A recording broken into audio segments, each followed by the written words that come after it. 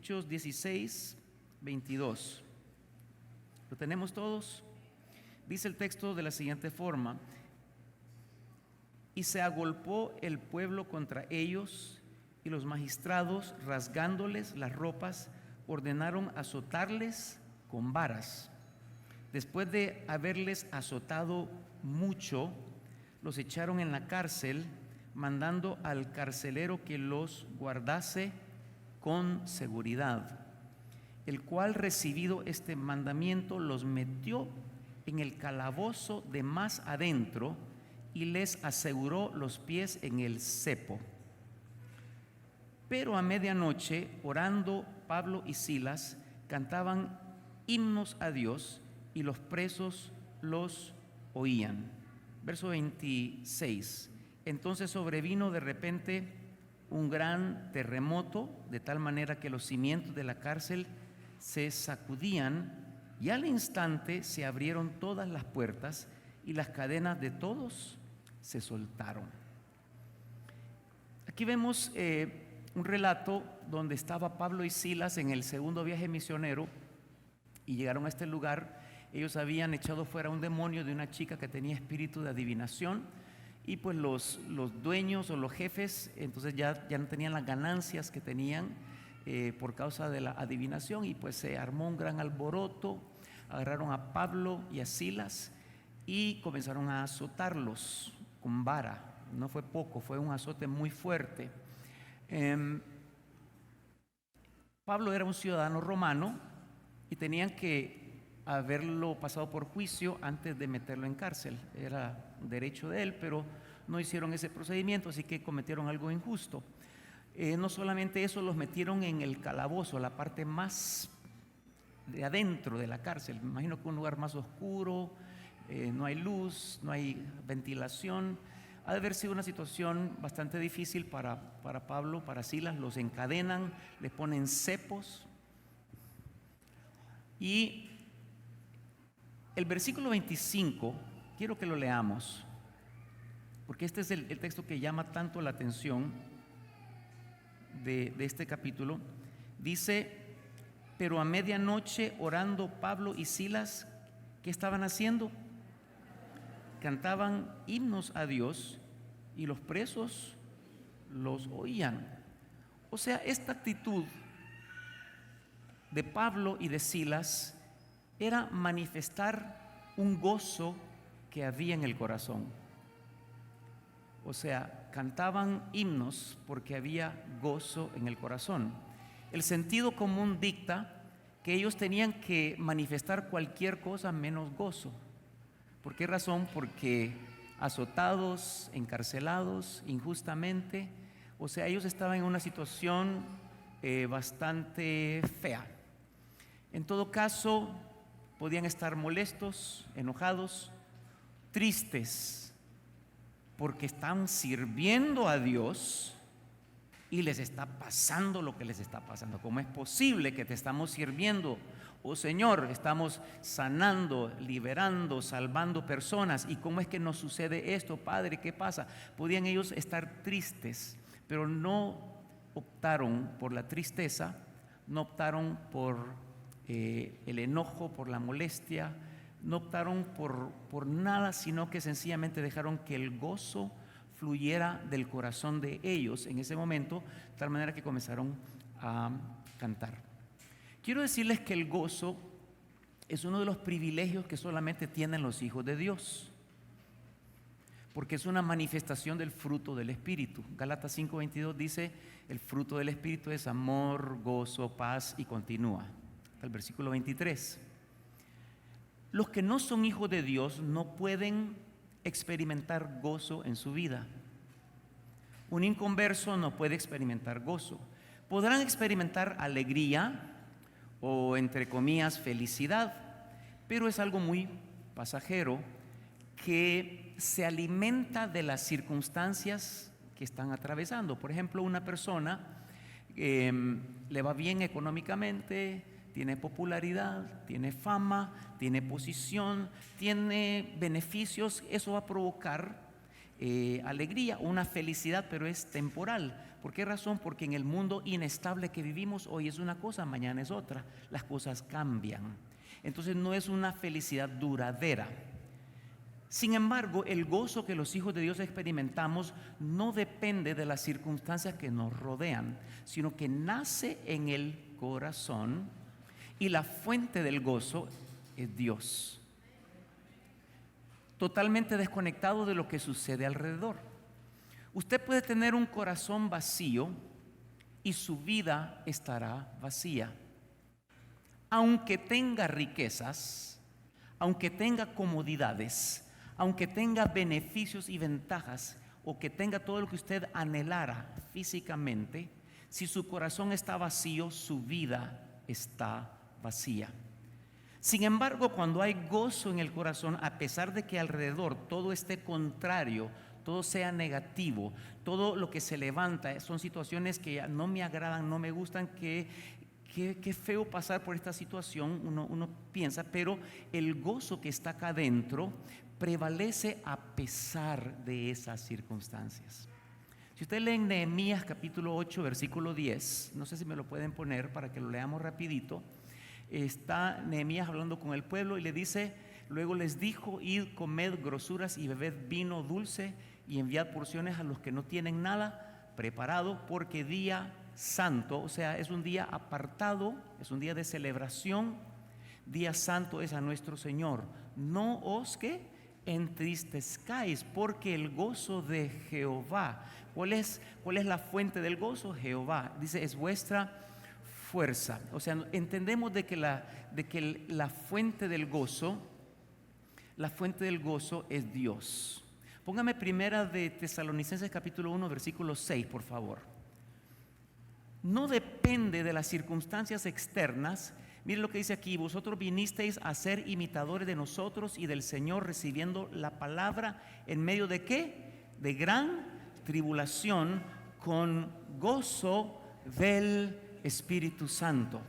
O sea, el gozo no depende de lo que yo estoy viviendo, lo que estoy experimentando, de lo que me está sucediendo, de las presiones de la vida, de las circunstancias, las crisis, las enfermedades, la estrechez económica, cualquier cosa que estemos atravesando. En medio de esa gran tribulación que podamos estar pasando nosotros, el gozo del Señor puede estar en nuestra vida. Es más, el gozo manifiesta su mejor cara cuando estamos en momentos difíciles en la vida. Es como una luz que está en medio de la tiniebla, es cuando más brilla todavía. Usted puede decir gozo cuando todo está bien, pues cualquiera. Pero gozo cuando hay una crisis en la vida, cuando hay una mala noticia, cuando hay destrucción, cuando hay muerte, cuando hay todo eso, ese gozo en medio de esas circunstancias es cuando mejor se manifiesta. Pero no depende de nosotros, porque no somos la fuente de ese gozo, sino que Dios es la fuente de ese gozo.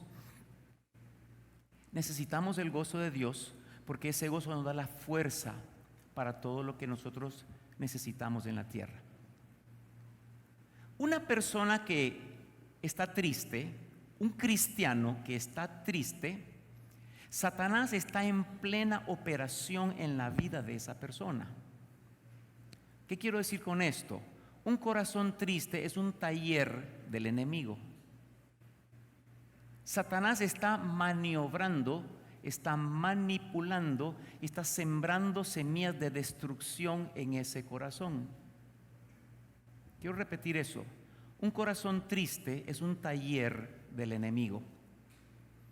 Una persona que está triste no puede vivir en su pleno potencial, sino que vive por debajo de su potencial.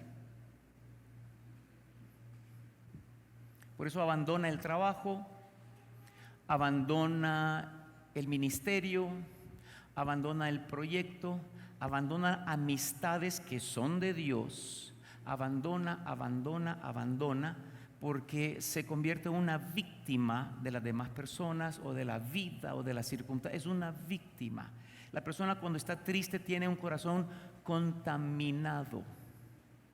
Eso provoca una desconexión de Dios. Es como que este lugar puede ser un lugar aseado, limpio, bonito, pero si estuviese lleno de estiércol de perros, de gatos, de vacas, de animales aquí, usted dice, yo no quiero entrar ahí, ahí apesta, ahí no es un lugar para mí. Bueno, lo mismo sucede cuando el corazón está entristecido. Dios no puede hacer habitación en ese lugar, porque Él no tiene comunión con las tinieblas. Tenemos que limpiar el corazón de toda tristeza. Cuando digo tristeza me refiero a la ausencia de gozo en nuestra vida, porque se puede manifestar como depresión, como opresión, como ansiedad, preocupación. Se puede manifestar de muchas maneras en nuestra vida. Ausencia de gozo. Cuando hay ausencia de gozo en nuestra vida, entonces el corazón está contaminado. El mejor escenario para Satanás es una persona que se enfoca en sí mismo. ¿Qué me pasa a mí? Lo que me sucede, lo que me hicieron, lo que estoy pasando. Cuando comienza a enfocarse en sí mismo, el enemigo pone velos de engaño para que el cristiano no vea la realidad de todo hijo de Dios. ¿Cuál es la realidad de los hijos de Dios? Que Cristo Jesús es nuestra ancla segura y eterna. Pero cuando estamos entristecidos no vemos a Cristo Jesús como esa ancla segura y eterna, sino que hay desesperación. Comenzamos a tomar decisiones que son, escuche, una persona triste no puede hacer las cosas con sensatez, sino que toma malas decisiones. Una persona triste no puede orar. Puede tratar de orar, pero solo está diciendo palabras, pero no hay conexión con Dios. Es más, una persona triste, angustiada, ansiosa, sencillamente ni siquiera puede pensar en Dios, sino que está enfocado plenamente en su circunstancia y su situación. Satanás está ocupado tratando de desbancarnos de nuestra posición en Dios. Y cuando Él logra desbancarnos de esa posición, entonces rompe la comunión que tenemos con Dios, la dependencia que tenemos de Dios y los deberes que tenemos para con Dios. Rompe eso. Por eso Él envía situaciones y circunstancias a nuestra vida. No sé si se ha fijado usted que de repente usted está celebrando, ay, qué lindo lo que el Señor está haciendo, qué hermoso, y de repente ¡trin!, la llamada. Mala noticia. De repente viene una persona y comienza a decirle algo que es negativo, porque el enemigo está buscando la manera de enviar, de infligir dolor en nosotros, porque cuando inflige dolor en nosotros y caemos, mordemos la carnada, perdemos el gozo en ese momento. Y esa tristeza, esa ansiedad provoca que nos separemos en nuestra conexión con Dios. Su intento es constantemente enviar situaciones, malas noticias, cosas que pasan, cosas que suceden. Usted está en la iglesia, yo te exalto, y de repente lo llaman y hermano, lo buscan. ¿Qué pasó? La mala noticia. El enemigo siempre busca enviarnos situaciones y circunstancias, porque lo que busca es separarnos de Dios. Necesitamos el gozo del Señor, porque si no tenemos el gozo del Señor, nosotros somos débiles para con las circunstancias que se nos van a presentar en la vida. Es tiempo que nosotros dejemos de intercambiar nuestro gozo con la crisis, de intercambiar mi gozo con lo que me está sucediendo. Cosas que uno dice, pastor, porque usted no sabe lo que estoy pasando. Claro, hay de crisis a crisis, pero quien habla aquí es Dios, no es mi opinión. Él está diciendo de que el gozo es nuestra fortaleza para atravesar toda circunstancia en la vida. Quiero decirles algo, iglesia. Muchos creen que la tristeza, está triste, dejémoslo, está triste. La tristeza no es de Dios, y nunca un hijo de Dios debe darle lugar a tristeza en su vida, porque cuando le damos la bienvenida a la tristeza, le estamos dando la bienvenida a la destrucción en nosotros. Se lo puedo comprobar. 2 Corintios capítulo 7 versículo 10 habla de una tristeza que es producida cuando nosotros pecamos. Dice la tristeza que según Dios produce arrepentimiento para salvación. Esa es una tristeza que es básicamente una convicción de pecado. Cuando cometemos pecado, viene una tristeza que es una convicción de haber fallado, para que yo corra, me arrepienta, pida perdón. Bueno, esa tristeza viene de Dios. Pero dice la siguiente parte, de que no hay que arrepentirse. Pero la tristeza del mundo, ¿qué? ¿Qué produce la tristeza del mundo? Muchos pensamos que estar triste, que estar deprimido, que estar oprimido, que estar así, eso es normal para un hijo de Dios. Un hijo de Dios nunca puede darse el lujo de vivir en tristeza en su vida, porque eso es para muerte. ¿Qué significa? Satanás está operando en esa vida, en ese corazón, sembrando semilla de destrucción, sembrando semilla de división, sembrando semilla de disensión, sembrando cosas que no son, para separarnos de Dios, de nuestra dependencia de Dios. Mientras que una persona que está enfocada en Él nunca se separa de Él, permanece. Mientras Él logra que yo cambie mi enfoque del Señor y lo ponga en la circunstancia, pierdo mi gozo. Y dice Nehemías 8:10 que el gozo del Señor es la fortaleza que nosotros necesitamos para atravesar cada circunstancia en esta tierra. No podemos seguir trocando. Cuando tenemos gozo en el corazón y viene la crisis tendrá que huir. Escuche lo siguiente: las circunstancias difíciles en la vida, las crisis, los desafíos, las cosas negativas, enfermedades, cosas feas que pasan alrededor, son embajadores de Satanás. Y esas circunstancias necesitan que yo tenga tristeza para que puedan destruirme. Pero mientras yo no doy lugar a la tristeza, sino que el gozo permanece en mí, las circunstancias no podrán hacer nada contra mi vida. Satanás detesta el sonido de gozo en nosotros. Y las circunstancias necesitan para poder destruir. Mire, usted va a atravesar situaciones, pues está escrito, Juan 16:33, en el mundo tendréis que aflicciones. O sea, eso está escrito. Nunca la palabra dijo que nosotros, los hijos de Dios, no vamos a atravesar situaciones. Está escrito. Pero mientras que vengan esas circunstancias, nosotros somos más que vencedores en medio de las situaciones, cuando tenemos gozo en nuestro corazón, porque el gozo es la fortaleza que nosotros necesitamos. Necesitamos esa fuerza. Cuando hay gozo, viene la crisis tiene que irse, porque no encuentra tierra fértil para destruir.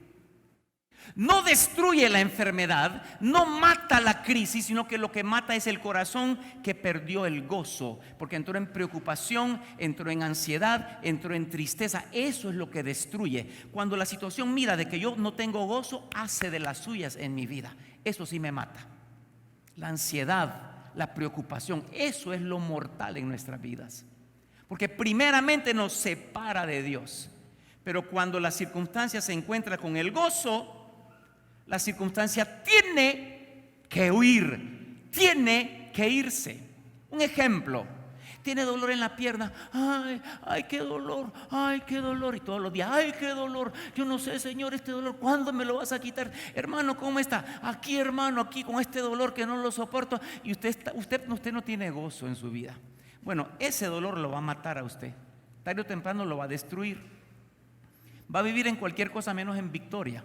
Pero mire la diferencia: tiene dolor, gracias Señor, aleluya, gloria a Dios, ay Señor, qué lindo, ay sí Señor, tú eres grande, poderoso. Cuando yo no pierdo el gozo en mi vida, ese dolor va a tener que salir de mí, porque no encuentra tierra fértil para destruirme, para botarme, para sacarme de la posición que tengo en Dios. Yo voy a estar, hermano, ¿cómo está? Hermano, sí me duele, pero yo tengo la victoria. Sí me duele, pero aleluya, gloria a Dios. Y usted no deja que la situación comience a contaminar su corazón.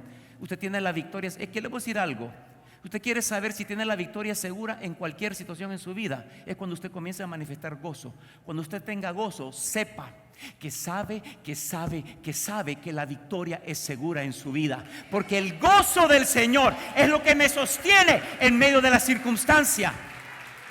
Hay cosas fuertes que atravesamos nosotros, pero cuando trocamos el gozo, intercambiamos el gozo por la situación, estoy hecho, destruido. Satanás está operando y haciendo lo que él quiere hacer en nuestra vida.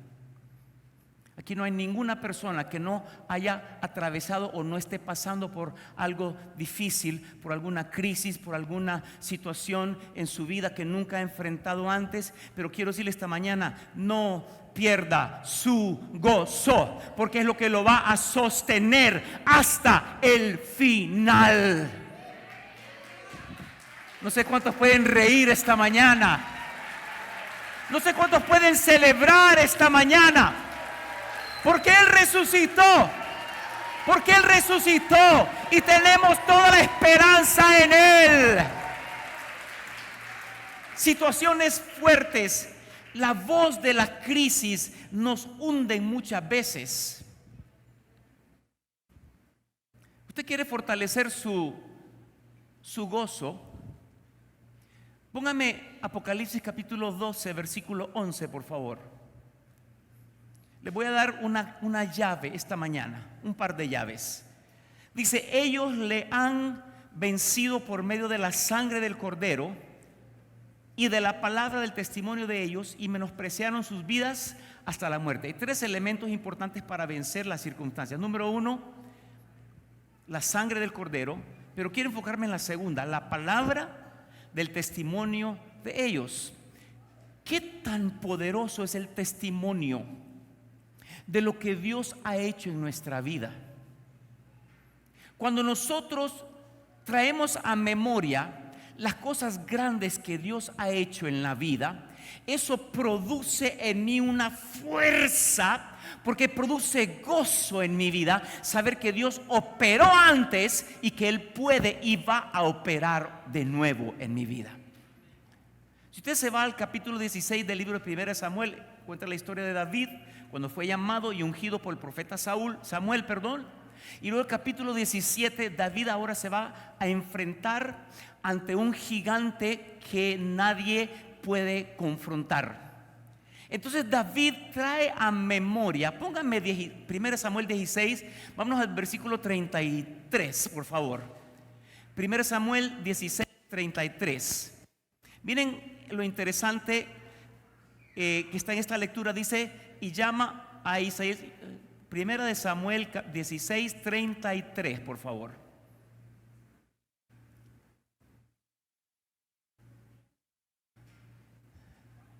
Bueno, vamos a buscarlo aquí. 1 Samuel 17, 33. El siguiente capítulo es.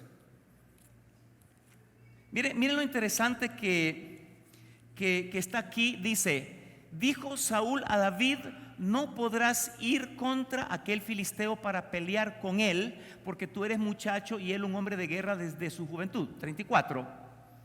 Dice, David respondió a Saúl, tu siervo era pastor de las ovejas de su padre, y cuando venía un león o un oso y tomaba algún cordero de la manada, 35, salía yo tras él y lo hería y lo libraba de su boca, y si se levantaba contra mí, yo le echaba mano de la quijada y lo hería y lo mataba. Mire qué hermoso lo que está recordando David en esta lectura. Póngame 36.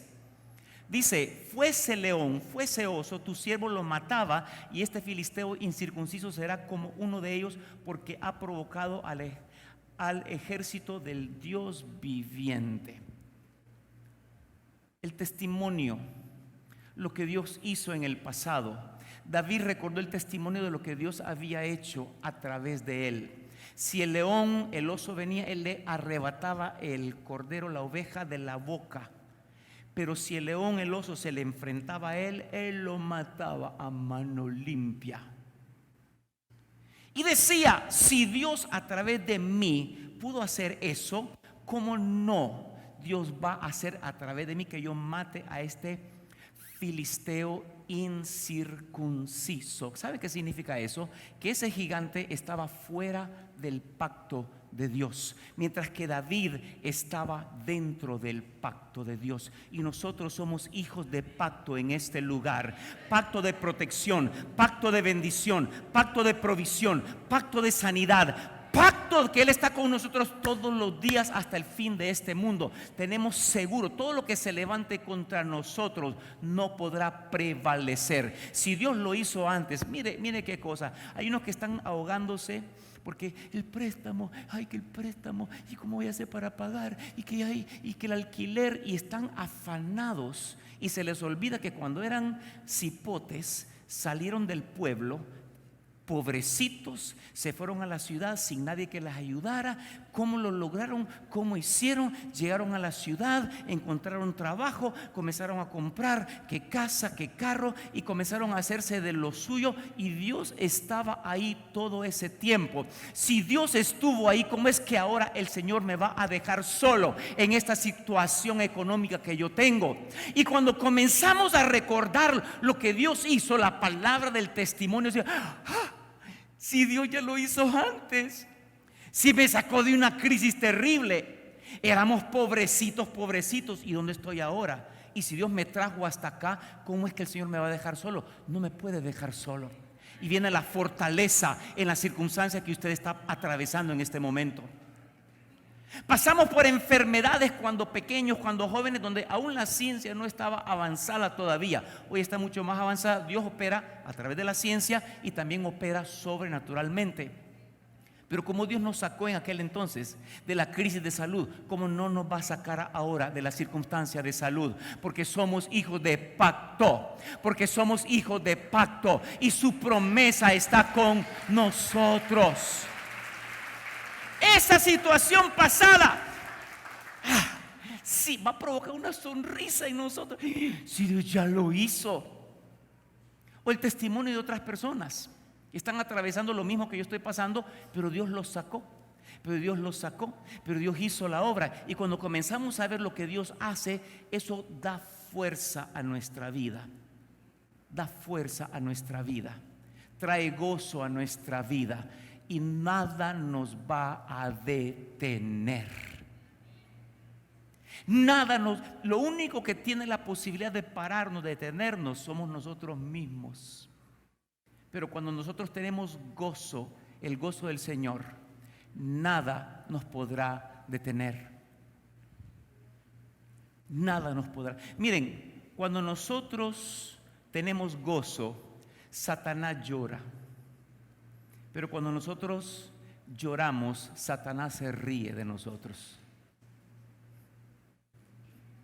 Cuando tenemos gozo, Él llora, porque sabe que somos invencibles. Pero cuando entramos en tristeza, en desesperación, en preocupación, en esas emociones negativas, Satanás celebra. Ya está.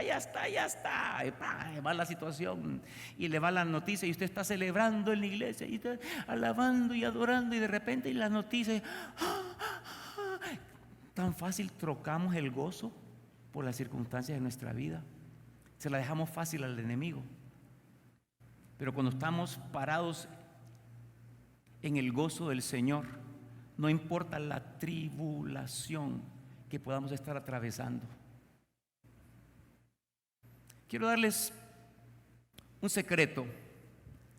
Cuando el enemigo provoque cosas en nosotros, mande noticias, mande situaciones difíciles, y sintamos que queremos llorar, en lugar de llorar, pongamos a reírnos y pongamos nosotros a gozarnos delante del Señor.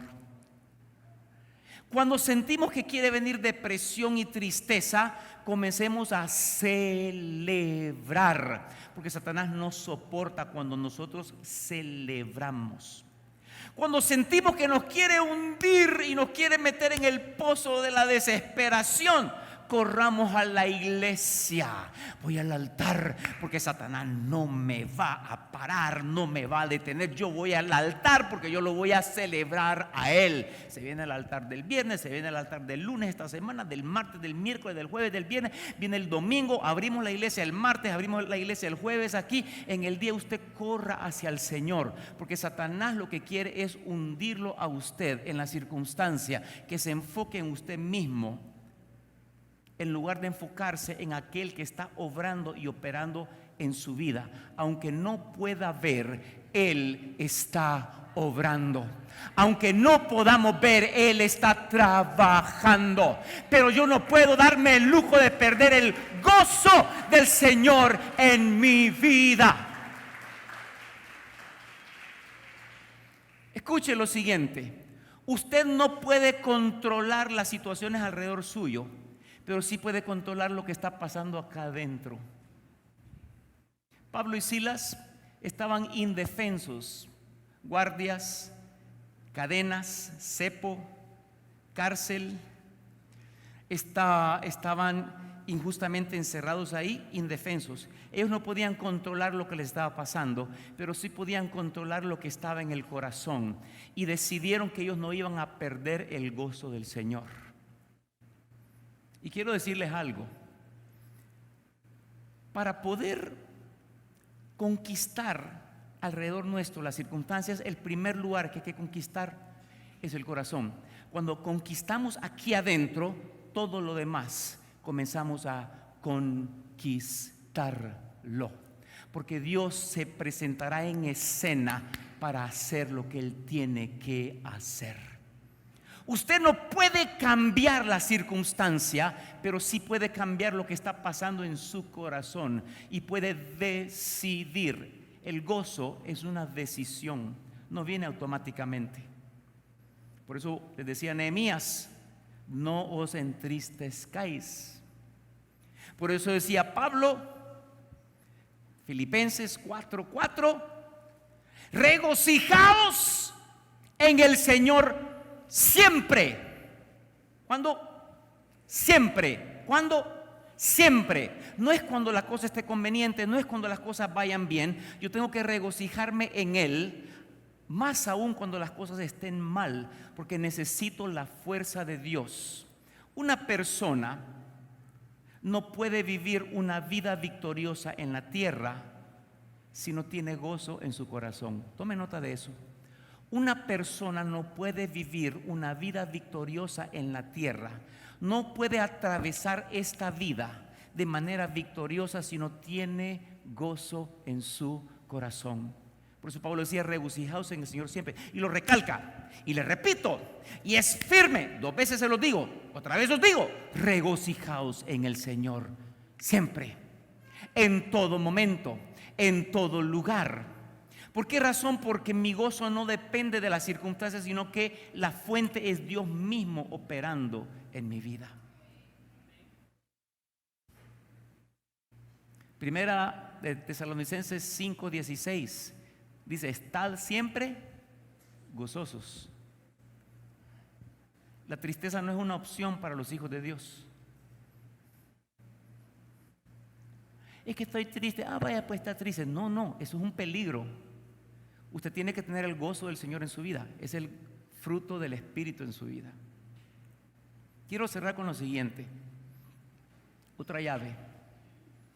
Usted no puede manifestar el gozo de Dios si primeramente no ama. Porque el fruto del Espíritu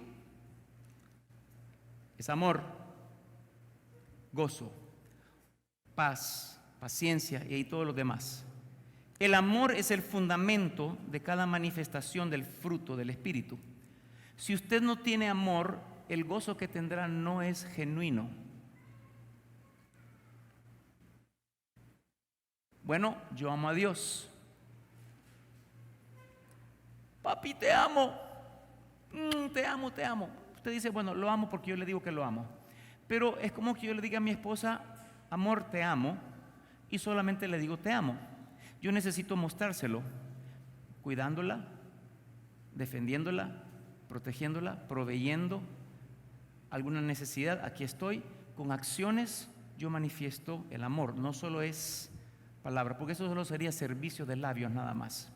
Bueno, con Dios, usted le dice yo te amo, Dios, pero tiene que manifestar su amor a Dios. ¿Y cómo lo manifiesta? La única forma que manifestamos el amor a Dios es a través del prójimo. Si usted no manifiesta amor al prójimo, usted no ama a Dios. Cuando usted ayuda al necesitado, se va a soltar un gozo en su corazón que usted nunca había experimentado antes. Cada vez que ayudamos a una persona, cada vez que miramos una necesidad y lo apoyamos, en esa manifestación de amor también se desprende un gozo en nuestra vida. El mayor gozo que podemos experimentar es cuando ayudamos a una persona en necesidad. Bueno, usted dice, pastor, solo tengo este pedacito de pan y solo me como esto y con esto ya. Y viene alguien que no tiene ni ese pedacito y dice, ay, tengo hambre. Y usted viene y dice, bueno, está bien. Y lo parte y le da un pedacito a él. Se va a manifestar un gozo en su vida por haber ayudado al prójimo. Ese gozo lo va a sostener en la crisis que está pasando y lo va a catapultar a donde Dios lo va a llevar. Porque lo que yo hago posible para mi prójimo, Dios lo hará posible para mí. Si usted está pasando crisis, denle un aplauso al Señor. Denle un aplauso al Señor. Porque esas son verdad de la palabra de Dios. Si usted está pasando crisis en su vida, dice, ay, yo estoy en crisis, y mira otros con crisis y necesidad, entréguese, ayude, dele. No tiene que ver todo con dinero, su tiempo, sus palabras de afirmación, su buen consejo, su talento. Usted comienza a ayudar a otros, aún estando en medio de la crisis. No se enfoca en usted mismo, sino que se enfoca en los demás. Va a producir un gozo inexplicable en su vida. La belleza de la vida no es cuán felices somos nosotros, sino cuán felices otros son por causa nuestra.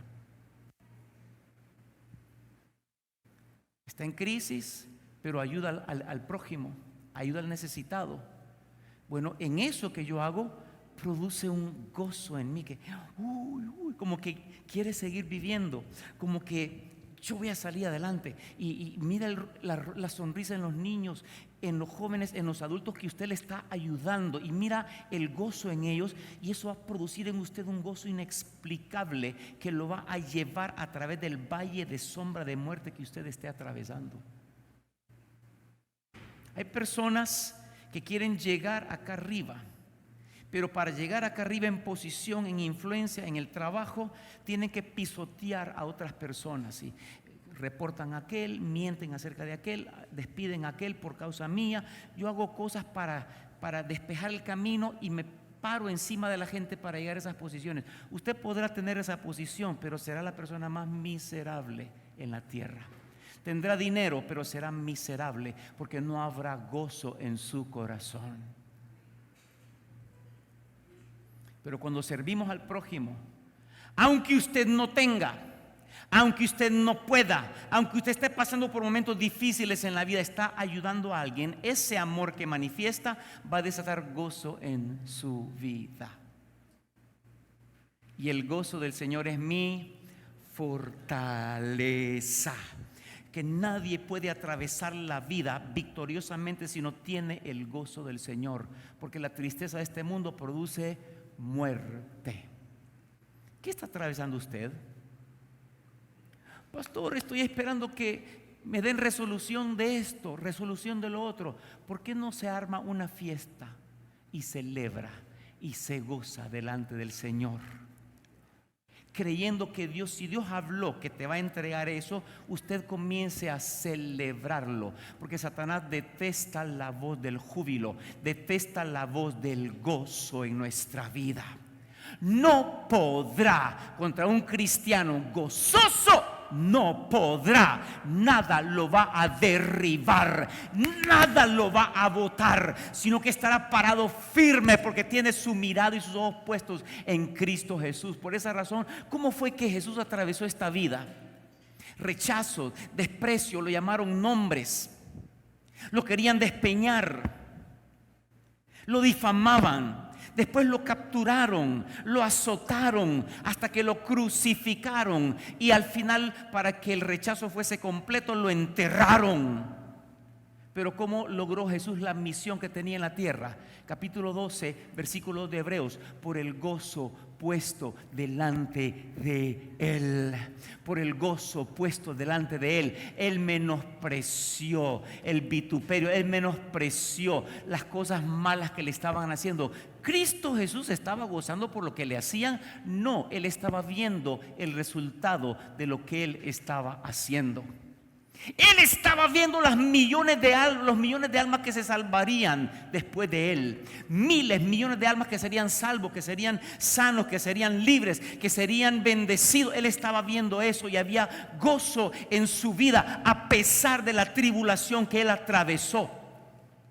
Eso va a producir en nosotros acción de gracias constante. Eso va a producir alabanzas a Él constantemente, porque tengo el gozo del Señor. Imagínense a Pablo y a Silas encadenados, con cepo, oscuro todo allá adentro. Estaban en el calabozo más profundo y estaban, para decirla, el gozo del Señor mi fortaleza es. Estaban alabando al Señor, mi fortaleza. Y Dios está en el cielo viendo. Escuche lo siguiente: los ángeles se maravillan cuando miran que los terrenales, que los hijos de Dios, en medio de las crisis pueden alabar a Dios. ¿Por qué razón? Porque ellos están en ámbitos de gloria. Los ángeles están en el cielo y allá es fácil adorar, que está la gloria misma del Padre manifestada en el lugar. Y ellos solo, ay, te amo, te alabo, te bendigo, y se postran porque es la presencia misma. Ahí no hay batallas, ahí no hay luchas, ahí no hay pruebas, ahí no hay tribulaciones. Pero los ángeles miran a los seres humanos que estamos pasando las situaciones más terribles y quedan, wow, ¿cómo le hacen? ¿Cómo pueden cantar en medio de la tribulación? ¿Cómo pueden alabar en medio de tanta tiniebla y oscuridad? ¿Cómo le hacen? Ellos aprenden de nosotros porque somos espectáculo a los ángeles. ¿Alguien está aquí esta mañana? ¿Alguien puede alabar a Dios en medio de su crisis? ¿Alguien puede decir gracias, Señor? Te alabo, Padre. Ay, puchica, hermano, que yo no sé, que usted perdió su gozo, usted está en derrota, usted no sale no va a salir adelante en ningún momento, en ninguna situación. Usted va a estar aplastado todo el tiempo. Pero cuando comienza, y Pablo y Silas, todos los azotes que les habían dado, el gozo de, vamos Silas, dale Silas, mi fortaleza. Dios estaba allá en el trono y Dios comienza, Él están cantando. Imagínense, Dios comienza el gozo y comienza con el pie de Dios y se desata el gran terremoto en la tierra. ¿Usted ha visto un terremoto que rompe cadenas? Yo no he visto un terremoto que rompe cadenas. Porque el terremoto tiembla, pero la cadena ahí está. Y dice que todas las cadenas cayeron. ¿Cómo está eso? Porque fue un terremoto espiritual y natural también. Y Dios va a producir un terremoto en tu vida para liberar y soltar lo que Satanás ha estado atándote todo este tiempo. Cuando comiences a alabar a Dios en medio de tu crisis, entendiendo que la crisis es la mejor oportunidad para una promoción en nuestra vida. Cada crisis, cada prueba es la oportunidad para ser promocionados al siguiente nivel. Y cuando comenzamos a ver eso, por el gozo puesto delante de mí, yo voy a atravesar la situación, voy a atravesar la enfermedad, voy a atravesar la crisis, voy a atravesar el problema, voy a atravesar todas las situaciones, porque el gozo me llevará a la victoria total en mi vida. ¿Cuántos celebran esta mañana? ¿Cuántos celebran esta mañana? ¿Cuántos celebran esta mañana? Aleluya. Dios es bueno. Él tiene cosas grandes preparadas porque somos hijos de pacto. Somos hijos de pacto. Estamos bajo el pacto eterno. ¿Sabe qué me dijo Dios? En la semana pasada que estaba orando, me dice Dios: vos no tenés nada de qué preocuparte, porque yo soy proveedor por excelencia. Hay cosas, me decía el Señor, que Él ha hecho en mi vida que ni siquiera yo me daba cuenta, que Él me guardó de la muerte, que me protegió de una circunstancia, de una situación. De lo que otros murieron, yo no morí. Pasaron por situaciones iguales, yo pasé y ellos murieron, pero yo sigo vivo, porque Dios me guardó. Yo lo vi, situaciones, un camión una vez venía enfrente, directo, enfrente mío, no sé si es que venía drogado o que yo no tenía para dónde, y solo dije: en el nombre de Cristo le hice para acá. En lo que le hago para acá, el camión le hace para acá y se da vuelta el camión. Dios me guardó de la muerte. Dios me ha guardado de muchas circunstancias que sé y cosas que yo no sé. Por esa razón, si yo quiero alimentar el gozo en mi vida, ¿qué hizo Dios antes? ¿Qué testimonio hay de cosas que Él ha hecho? ¿Qué hace Dios en otras personas? Número uno. Y número dos, comienzo a manifestar el amor al prójimo, porque eso va a dar gozo, gozo, gozo, gozo, gozo, gozo, gozo. Yo estoy pasando situaciones, pero el gozo me hace avanzar. No puedo detenerme, aunque esté pasando. Cuando Nehemías le habla al pueblo, ellos estaban siendo acosados por los samaritanos. Estaban ahí estorbando el trabajo, amenazándolos a muerte. Dice: no se entristezcan, porque este es día de celebración, es día santo a Jehová. No, el gozo del Señor es nuestra fortaleza. Comience a reírse, comience a gozar, comience a celebrar. Satanás detesta que nosotros celebremos en medio de la crisis en nuestra vida. Él no le gusta que nosotros celebremos, pero la cara que... ¿Y cómo este hermano? Ay, aquí hermano pasándola. Y hermano que... Santo, santo Dios. Dele una sonrisa a su vecino. Mire a su vecino. Dele una sonrisa a su vecino. Sonríale, sonríale. Recordar lo que Dios está haciendo en nuestra vida. Dios está con nosotros y nunca nos va a dejar, nunca nos va a abandonar. Él habló, Él prometió, Él cumplirá. Él cumplirá en nuestra vida. Sí. Por eso estaba Silas y Pablo. El gozo del Señor me importa. Estaban ahí con las cadenas ahí medio, pero ahí estaban dándole. Qué locura, qué hombre. ¿Cómo es posible que estén todos golpeados, injustamente metidos en el calabozo donde estaban los más peligrosos? Estaban metidos ahí. Ellos podían estar alabando, porque no permitieron que el gozo se disipara de su vida. Es que yo soy santo, hermano. Es que yo ayuno, yo oro. Afloje esa dureza de rostro, porque el amor va a provocar gozo en nosotros.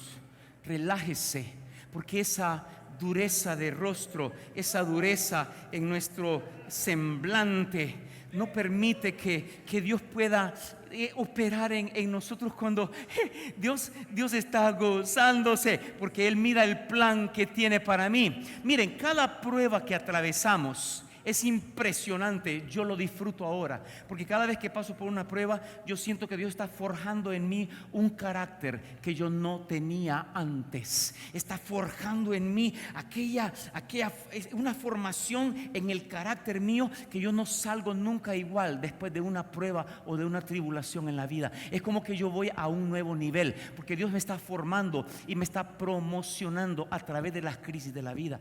¿Qué motivo hay para estar tristes?